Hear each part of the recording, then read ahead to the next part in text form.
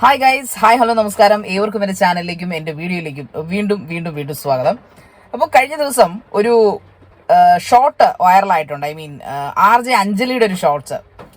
സത്യം പറഞ്ഞാൽ അവരെ ഇപ്പോൾ എയറിലാണ്, നല്ല രീതിയിൽ എയറിലാണ്. അവരത് ചെയ്യാനുള്ള ചേതോവികാരം എന്ന് വെച്ചാൽ അവർ ആ ടൈപ്പ് ഓഫ് പ്രോഗ്രാംസ് ചെയ്തിരുന്ന ഒരാളാണ്. FM ക്ലബിലൊക്കെ അവരൊരുപാട് പ്രോഗ്രാംസ് ചെയ്തു. ഞാനും RJ അഞ്ജലി ഫോളോ ചെയ്യുന്ന ഒരാളാണ്. അവർ നല്ല ബ്യൂട്ടിഫുൾ വേർഡ്സ് പറയുകയും അതോടൊപ്പം തന്നെ നല്ല കാര്യങ്ങൾ പറയുകയും നല്ല സമൂഹത്തിന് പ്രയോജനമുള്ള ഒരുപാട് കാര്യങ്ങളും തത്വങ്ങളും ത്വാത്വികമായ അവലോകനമൊക്കെ നടന്ന വ്യക്തിയാണ്. പക്ഷേ ഈ പ്രാങ്ക് ഷോ അത് ഇച്ചിരി കയ്യിൽ നിന്ന് പോയോ എന്നെനിക്ക് സംശയമില്ല.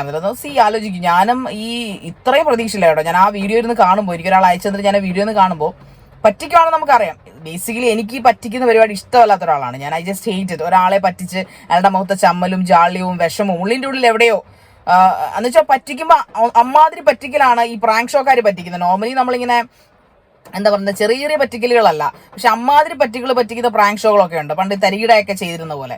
അപ്പൊ ഈ FM ക്ലബിൽ ചിലപ്പോഴൊക്കെ നമ്മൾ കാർ ഡ്രൈവ് ചെയ്യുന്ന സമയത്ത് ഇവരുടെ പ്രോഗ്രാം കേട്ടോണ്ട് പോകുമ്പോൾ നമുക്ക് ശരിക്കും ദേഷ്യം വരാറുണ്ട്. ചിലവർ ഇന്ന് രാവിലെ കൂടെ ഞാനൊരു പ്രാങ്ക് ഷോ കേട്ടോണ്ട് പോവുകയാണ്. അതായത് ഒരു കാമുകനെ കുറിച്ചാണ് പറയുന്നത്. ചെറുക്കനോട് എൻഗേജ്മെന്റ് കഴിഞ്ഞ പെൺകുട്ടിയോട് റേഡിയോയില്ല, ഏത് റേഡിയോന്ന് ഞാൻ ഓർക്കുന്നില്ല, റേഡിയോയിൽ ഒരു RJ വിളിച്ചിട്ട് പറയുകയാണ് ഞാനും അവരുടെ കാമുകിയാണ് എന്ന രീതിയിൽ. അതും ഇവരുടെ പ്രാങ്ക് ഷോ തന്നെയാണെന്ന് എനിക്ക് തോന്നുന്നത്. അത് റേഡിയോയിലല്ല, യൂട്യൂബിൽ ഞാൻ കണ്ടിരുന്നു. ഇവരുടേത് വൈറലായതുകൊണ്ട് ഇവരുടെ മറ്റ് ശകലങ്ങളൊക്കെ കയറി വരുന്നുണ്ടായിരുന്നില്ല. എനിവേ എന്തായാലും നന്നായിട്ടുണ്ട്. RJ അഞ്ജലി വളരെ മനോഹരമായിരിക്കുന്നു. അതായത് ഇത് സത്യത്തിൽ RJ അഞ്ജലിക്ക് പകരം ഒരു RJ മെയിൽ RJ ആണ് ഇത് ചെയ്തിരുന്നെങ്കിൽ എന്ത് സംഭവിക്കുമായിരുന്നു? ഉടനെ തന്നെ എന്തായിരുന്നേനെ ബഹളം. ഇപ്പൊ മറ്റേ ഭയങ്കര കേസ് പുക്കാർ, അതായത് സ്ത്രീ വിരുദ്ധത. അതായത് ഞാൻ പച്ചക്കൻ്റെ ചാനലിൽ കൂടി ഇരുന്ന് പറയാം. അതായത് ഒരു സ്ത്രീയോട് വിളിച്ചാണ് ചോദിക്കുന്നത്, ഒരു മെഹന്തി ഡിസൈനറായ ഒരു സ്ത്രീയെ വിളിച്ചിട്ട് എൻ്റെ കല്യാണമാണ്, എൻ്റെ കയ്യും കാലും ഒക്കെ ഡിസൈൻ ചെയ്യണം. സോ അക്കൂട്ടത്തിൽ നിങ്ങൾ ഓരോ കയ്യും കാലും മറ്റേ വെട്ടുന്നതിന് എത്രയാണെന്ന് ചോദിക്കുന്ന പോലെ കൈക്ക് എത്ര കാലത്ത് ഓരോ എമൗണ്ട് അവർ പറയുന്നുണ്ട്. അവസാനം കൂട്ടത്തിൽ ഇരുന്ന ചോദിക്കുന്നത് കുണ്ടിക്കും കൂടി ഡിസൈൻ ചെയ്ത് തരുമോ എന്നുള്ളത്. അപ്പൊ ശരിക്കും പറഞ്ഞാൽ അക്ഷരാർത്ഥത്തിൽ ഓപ്പോസിറ്റ് നിൽക്കുന്ന ആ ഒരു പുള്ളിക്കാരത്തി ശരിക്കും ഞെട്ടി എന്നുള്ളതാണ്. അവര് ശരിക്കും ഞെട്ടിപ്പോയി. അവരൊരിക്കലും പ്രതീക്ഷിച്ചില്ല ഇങ്ങനൊരു വേർഡ് ചോദിക്കുമെന്ന്. ചന്തി എന്ന് പറഞ്ഞിരുന്നെങ്കിൽ ഒരു അന്തസ് ഉണ്ടായിരുന്നു. RJ അഞ്ജലി നിങ്ങൾ എന്താണ്, അവളുടെ വായി നല്ലത് വീണത്, കൂട്ടത്തിൽ ഇരിക്കുന്ന പുള്ളിക്കാരത്തെ കൊണ്ടാണ് ഈ പണി ഒപ്പിച്ച് വെച്ചിരിക്കുന്നത്. ഇനി എന്തായാലും വൈറലാവാനായിരിക്കാം ഒരു പക്ഷേ ഷോസോ അല്ലെങ്കിൽ വ്യൂസോ ഒക്കെ കുറവായിരിക്കും. പക്ഷെ വ്യൂസ് ആവാൻ ഇത്രയും കച്ചറാവേണ്ട ആവശ്യമുണ്ടോ? ഞാനൊരു ഇന്റർവ്യൂവർ ആണ്, അല്ലെ, ഒരു വൈറൽ അവതാരികയാണ്. എന്നെ എന്തെല്ലാമാണ്, അതായത് അന്തസ്സായിട്ട് രേണു സുധിയെയോ അല്ലെങ്കിൽ ഡോക്ടർ ഗായത്രി മേനോനെയോ ഒക്കെ വിളിച്ചിരുത്തി, അല്ലെങ്കിൽ ദിയാസനെയൊക്കെ വിളിച്ചിരുത്തി അവരുടെ പെർമിഷനോടുകൂടി അവർക്ക് കമന്റ്സ് വന്ന കാര്യങ്ങളോ അവരിൽ വിവാദപരമായിട്ടുണ്ടായി ഈ ജനങ്ങൾ തന്നെ പടുത്തുവിടുന്ന കാര്യങ്ങളോ ക്രോഡീകരിച്ച് ചോദിച്ച എന്നെ നീക്ക് എന്തോരം ചീത്തയെ വിളിച്ചത്. ഇപ്പോൾ നിങ്ങൾക്ക് എന്താണ് പറയാനുള്ളത്? ഒന്നൊന്നര ചീത്തയാണ് എന്നെ വിളിച്ചു കൂട്ടിയത്. പക്ഷെ I am happy with that. എനിക്ക് അതിലൊന്നും ഒരു പ്രശ്നവുമില്ല. പക്ഷെ എന്നെക്കാളും ഞാനൊക്കെ എത്ര അന്തസ്സിലാണ് പ്രോഗ്രാംസ് ചെയ്യുന്നത് ഇപ്പോഴാണ് എനിക്ക് മനസ്സിലായത്. നമ്മൾ RJ അഞ്ജലിക്ക് അങ്കെ ഉക്കാർ വെച്ചിരിക്കാറ് എന്ന് പറയുന്ന പോലെ അവരൊക്കെ ടോപ്പാണ്, നല്ല താത്വിക അവലോകനമൊക്കെ ഉള്ള ആൾക്കാരാണെന്നാണ് ഞാൻ കരുതിയിരുന്നത്. കാരണം അവരുടെ വ്യൂസും അവരുടെ ക്ലിപ്പ് ബൈറ്റ്സും ഒക്കെ കാണുമ്പോൾ നമ്മൾ അങ്ങനെയാണ് ചിന്തിച്ചിരുന്നത്. പക്ഷെ ഇത് അങ്ങനല്ല. ഇത്രയും ചന്ത സ്വഭാവം, ഒരു പ്രാങ്ക് ഷോ റീച്ച് ചെയ്യാൻ വേണ്ടിയിട്ട് ഇത്രയും ഒരു ചന്ത, കുറച്ചുകൂടെ മാന്യമായ സ്ക്രിപ്റ്റ് നിങ്ങൾക്ക് എടുക്കാമായിരുന്നു. നിങ്ങൾ അത് ചെയ്തില്ല. അപ്പൊ എന്നെയൊക്കെ നിങ്ങൾ തെറി വിളിക്കുന്നത് വെറുതെ ആയി പോയില്ലേ? ഞാനൊക്കെ എത്ര അന്തസ്സുള്ള ആർട്ടിസ്റ്റുകളാണ്, എത്ര അന്തസ്സുള്ള ഇന്റർവ്യൂവറാണ്. വേറൊന്നുമല്ല, ഞാൻ ആ ഓപ്പോസിറ്റ് ഇരിക്കുന്ന ഗസ്റ്റിനോട് അവരുടെ വിത്ത് പെർമിഷനോട്, അതല്ലേ ഒരു ഷോ എന്ന് പറയുന്നത്, സ്ക്രിപ്റ്റഡ് ഷോ എന്ന് പറയുന്നത് ഓപ്പോസിറ്റ് ഇരിക്കുന്ന ആളെ അയാളുടെ പെർമിഷനോട് ചെയ്യുമ്പോഴാണ്. ഇത് ശരിയാണ്. ഇവരതിനകത്ത് പറയുന്നുണ്ട്, ഗൂഗിൾ ഫോംസ് ഉണ്ട്, ഇതിനകത്ത് പ്രാങ്ക് ചെയ്യപ്പെടുന്ന ആളുടെ പേര് രജിസ്റ്റർ ചെയ്യപ്പെടും, ഭാവിയിൽ വരുന്ന പ്രശ്നങ്ങൾക്ക് അവർ മാത്രം ഉത്തരവാദികളായിരിക്കും എന്നും അവർ ആ ഗൂഗിൾ ഫോമിൽ പറയുന്നുണ്ട്.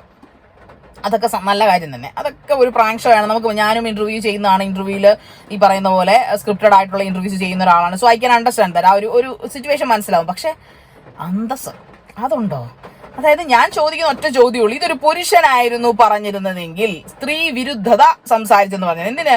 നമ്മുടെ ആറാട്ടണ്ണൻ തന്നെ, വേറൊന്നും വേണ്ട. ആറാട്ടണ്ണൻ സ്ത്രീകളെ എല്ലാവരും ഇങ്ങനെയാണെന്ന് പറഞ്ഞാൽ ആ മനുഷ്യനെ പിടിച്ച് ജയിലിലിട്ട് അറസ്റ്റ് ചെയ്ത് 6 ദിവസം കിടത്തി. ഓക്കെ, ഇപ്പൊ ഒരു സ്ത്രീയോട് ചോദിക്കുകയാണ് കുണ്ടിക്ക് എന്താണ് മൈലാഞ്ചി ഇട്ട് തരുമോ? അപ്പൊ അവർ ചോദിക്കുന്നത് എവിടെ? അത് വേറൊന്നുമല്ല, ഒരു സ്പെഷ്യൽ എഡിഷൻ ആയിട്ട് ഹസ്ബൻഡിന് ഒരു സ്പെഷ്യൽ സർപ്രൈസ് ആയിട്ട് കാണിക്കാൻ പറ്റും. അപ്പൊ ഇതിൽ സ്ത്രീ വിരുദ്ധതയൊന്നും ഇല്ലേ? സ്ത്രീയുടെ കുണ്ടിന്ന് സ്ത്രീ പറഞ്ഞാൽ ഒരു പ്രശ്നമില്ല, സ്ത്രീയുടെ മാറിടമെന്ന് സ്ത്രീ പറഞ്ഞാൽ ഒരു പ്രശ്നമില്ല. അത് പുരുഷൻ പറയുമ്പോൾ മാത്രം എങ്ങനെയാണ് പ്രശ്നമാകുന്നതെന്ന് പ്രിയ നിയമജ്ഞർ ഒന്ന് പറഞ്ഞു തന്നാൽ കൊള്ളാം.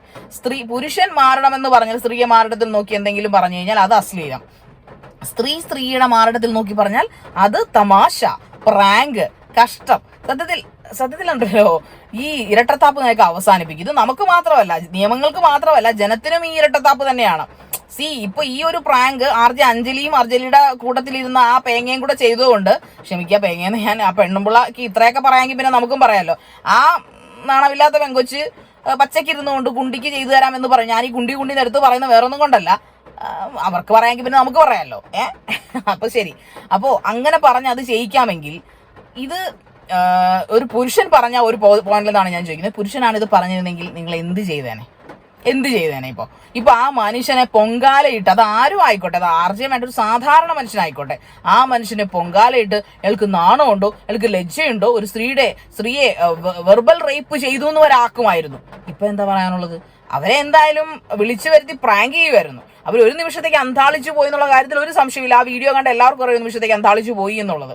ഇനി ബാക്കി പത്രം എന്താണെന്ന് അവരെ ആർക്കെങ്കിലും അവരുടെ നമ്പർ കിട്ടുവാണെങ്കിൽ, അതായത് ഇതിന് ഇരയായ സ്ത്രീ ഉണ്ടല്ലോ, ആ ഡിസൈനർ, ആ മെഹന്തി ഡിസൈനർ, അവർക്ക് മാത്രമേ അറിയുള്ളൂ. അതുകൊണ്ട് അഞ്ജലി, നിങ്ങൾക്കൊരു ഡിഗ്നിറ്റി ഇല്ലേ എന്നാണ് ഇതുവരെ കരുതുന്നത്. ഇപ്പൊ ഞാൻ തുടക്കം തൊട്ടേ ഹോട്ട് സൈഡിൽ നിന്ന് തെറി കേൾക്കുന്ന ഒരാളാണ്. പക്ഷെ നിങ്ങൾ അങ്ങനെ അല്ലല്ലോ. നിങ്ങളൊരു ആയിട്ട് ഡെവലപ്പായി വന്ന് സ്വന്തമായിട്ട് ഈ യൂട്യൂബ് ചാനലൊക്കെ സ്റ്റാർട്ട് ചെയ്ത് അടിപൊളിയായിട്ട് നടക്കുന്ന, അടിപൊളി എത്തിക്സ് ഉള്ള ഒരാളല്ലേ. നിങ്ങൾക്ക് ഇതിലും മാന്യമായ രീതിയിൽ പ്രാങ്ക് ചെയ്യാമായിരുന്നു. തറയാകുമ്പോൾ ഇങ്ങനെ കൂതറയാകാതിരുന്നൂടെ?